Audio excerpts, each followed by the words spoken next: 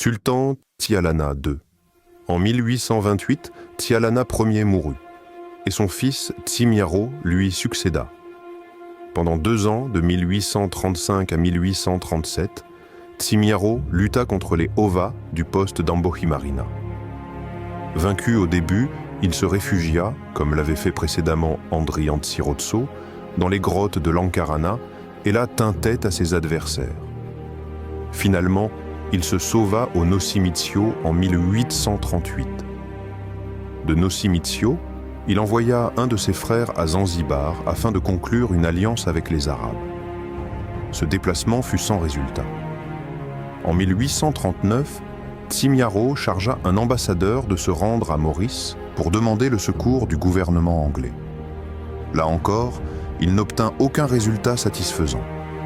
Recherchant à tout prix une alliance, Timiaro se rendit en personne à l'île de la Réunion où il conclut un pacte d'alliance avec le roi Louis-Philippe Ier. Dès qu'ils apprirent la signature de cette alliance, les rois Sakalava furent mécontents et reprochèrent violemment à Timiaro de permettre aux Européens de débarquer sur leur territoire et de s'en emparer. Se liguant contre lui, ils le sommèrent de renvoyer le corps de fantassins français récemment débarqués. Timiaro refusa. Ses adversaires l'attaquèrent. Les Sakalava furent débattus à Nocifali et les Français demeurèrent à Nocibé. Timiaro fut fait chevalier de la Légion d'honneur et reçut du gouvernement une pension annuelle de 100 francs. En 1882, après 53 ans de règne, Timiaro mourut et son fils, Tialana II, vint au pouvoir en 1883. En 1885, les relations très tendues entre Français et Ovas amenèrent la guerre. Près de Vohemar, Tialana II, lié par le traité qu'avait signé en 1840 son père avec le roi de France, envoya 2000 Antankarana, commandés par son frère, pour prêter main forte aux Français. Lui-même, entre-temps, s'embarquait à Nocimitio avec 300 guerriers à bord du vaisseau Botan-Beaupré.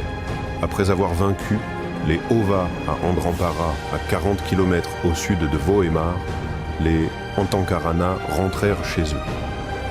Tialana II et quelques notables furent convoqués à Tamatave, où l'amiral Miot le décora, en grande solennité, de la médaille commémorative de Madagascar.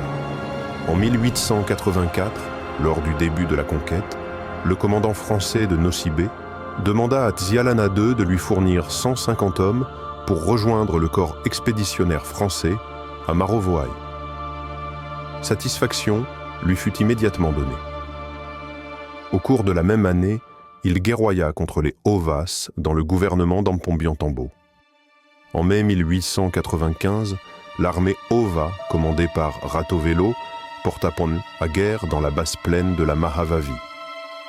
Vaincus, en rase campagne, à Betamboho, Mazindrano, les Antankarana se réfugièrent à Nocimitio, Nocifali et Nocibé. Les Ova confisquèrent leurs troupeaux, incendièrent les villages, les forêts et détruisirent les cultures.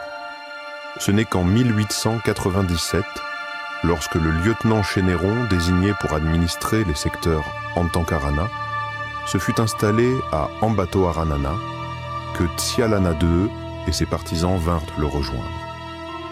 Là, il ne cessa de faire preuve d'une grande loyauté envers la France lors de la pacification de la région nord-ouest. En 1899, le chef-lieu du secteur français fut transféré d'abord à Ambakirano, ensuite à Ambato, devenu secteur annexe de la Grande Terre. Là fut fixée la résidence du commandant français, auprès duquel vinrent habiter Tialana II, la reine Binao et Tiarazo. Ces 3 personnages furent nommés gouverneurs, et Tianzanahari, Fanahibé et Behaka, descendants des familles royales sous gouverneurs. En 1906, lors de la suppression du cercle français de la Grande Terre, les rois Sakalava retournèrent chacun dans leur pays respectif.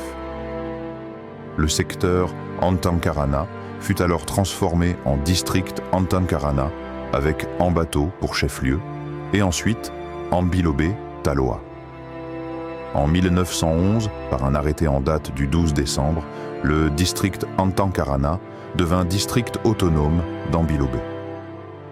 Le roi Tialana mourut en octobre 1924 à Ambatoharana, où il fut inhumé suivant sa volonté, contrairement aux anciennes coutumes qui voulaient que les rois Antankarana fussent enterrés dans les grottes de Lankarana.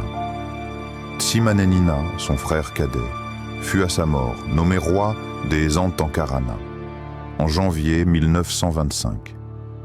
Celui-ci est aujourd'hui âgé de 80 ans et vit paisiblement à Ambatoharanana et désire reposer après sa mort dans les grottes de Lankarana aux côtés de ses ancêtres.